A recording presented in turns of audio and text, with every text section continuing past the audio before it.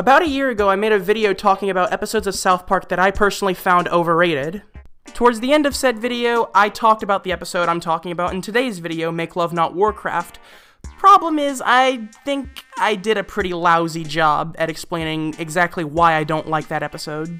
It's not to say I think I did a 100% terrible job. I don't think every point I made in regards to that episode was off base, but I still feel like I could do a much better job here, so here we go.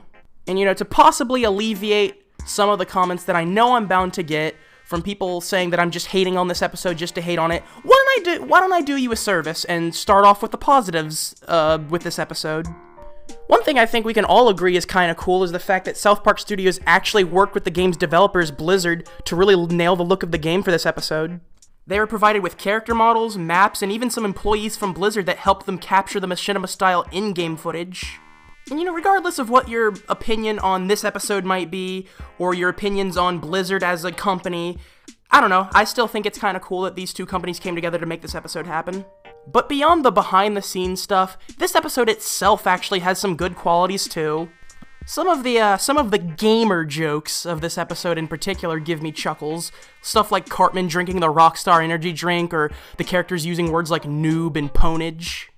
That stuff and all the lines about how the better the characters are at World of Warcraft, the less of a life they must have, leads me to realize that this episode is a lot more self-aware than I first realized. And also, in my overrated South Park episodes, I kind of fixated on the idea that I felt like at that time this episode alienates people who aren't familiar with Warcraft or MMORPGs in general.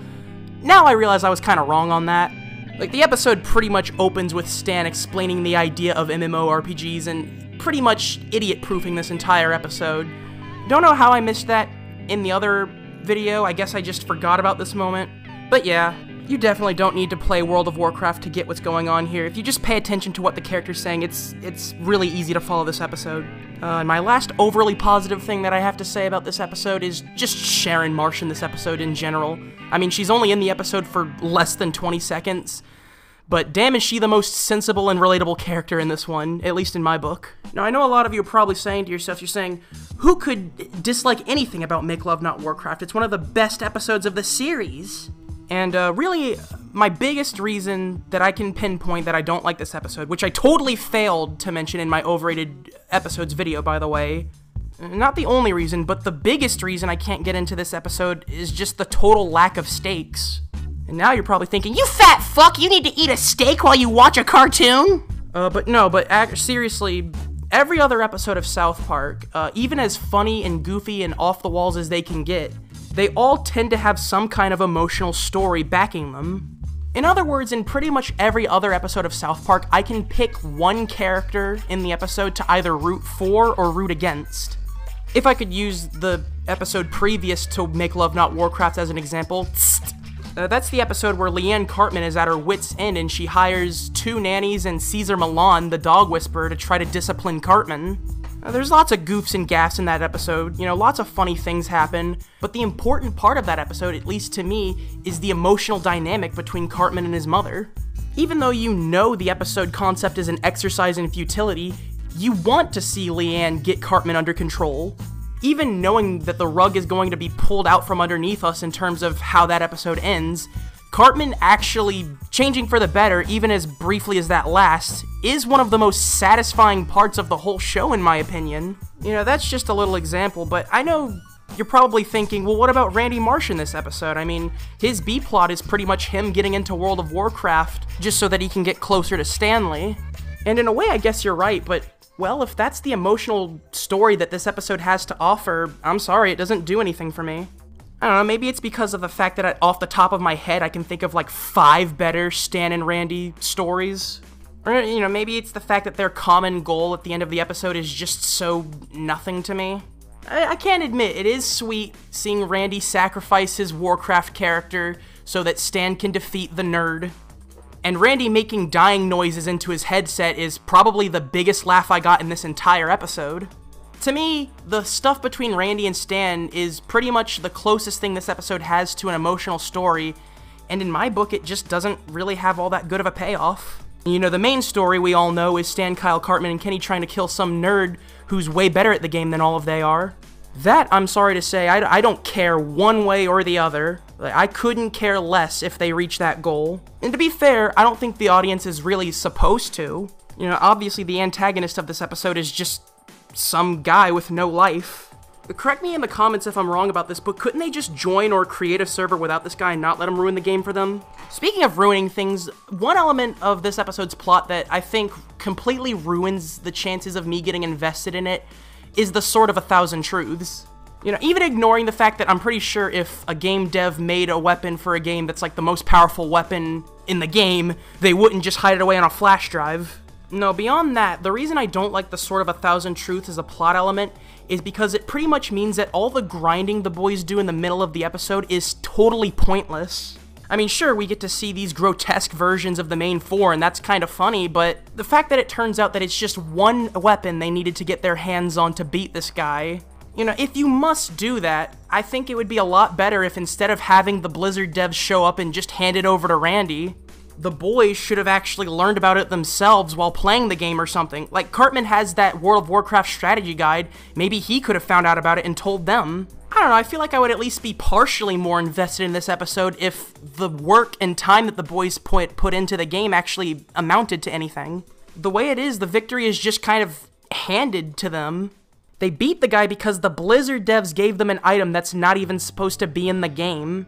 I feel like my ideal version of this episode would be something closer to the episode Informative Murder Porn. Like, maybe instead of Randy trying to get into World of Warcraft, maybe he does the opposite. They could have added a little bit of extra conflict by having the B-plot be Randy repeatedly trying to get Stan away from the computer. That could also create a nice little emotional arc where Stan gets angrier and angrier at Randy for keeping him away from his game, where Randy's trying to convince him not to waste his life playing video games all the time while also trying to win him over.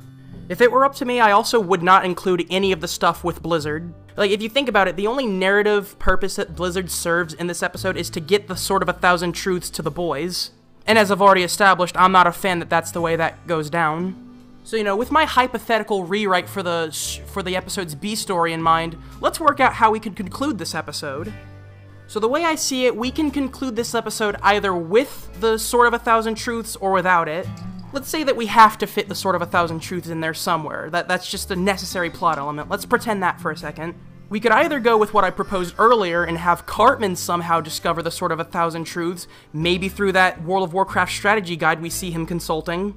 Or what could be even better is if we actually go with the B-plot that I propose, where Randy's trying to keep Stan away from the computer. I see it being like Stan's on a forced outing with Randy, and they're at a store of some sort, and Stan talks to some other kid, lamenting the fact that he'd rather be home playing World of Warcraft, and tells the kid about how he, Kyle, Cartman, and Kenny are dealing with some nerd who's really good at the game. That could prompt whatever kid that Stan's talking to tell him about some legend he heard about a weapon hidden somewhere in the map of World of Warcraft that no players have found that will drain a player's defenses completely if struck with it.